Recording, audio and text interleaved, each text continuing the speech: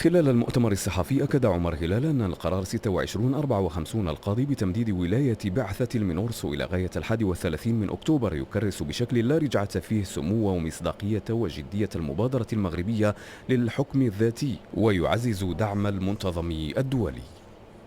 Le Conseil de sécurité a conforté مجلس الأمن عزز دعم المنتظم الدولي الواسع لمبادرة الحكم الذاتي، والذي تجلى من خلال عبارات التأييد القوي والواضح والرسمي للمبادرة المغربية من طرف أزيد من 90 بلدا، وكذا افتتاح 30 بلدا لقنصليات عامة في مدينتي العيون والداخلة، في تأكيد على مغربية الصحراء. marocanité du Sahara.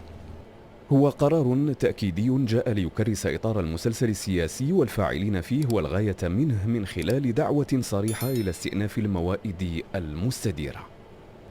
S'agissant de l'Algérie, فيما يتعلق بالجزائر، مجلس الأمن كرس مرة أخرى وضعها بصفتها طرفا معنيا أساسيا في النزاع الإقليمي حول الصحراء المغربية، داعيا إياها إلى التعاون والانخراط إلى جانب الأمين العام للأمم المتحدة في إطار المسلسل السياسي للموائد المستديرة بروح من التوافق والواقعية، وذلك إلى حين استكمال هذا المسلسل. jusqu'à l'aboutissement de ce processus.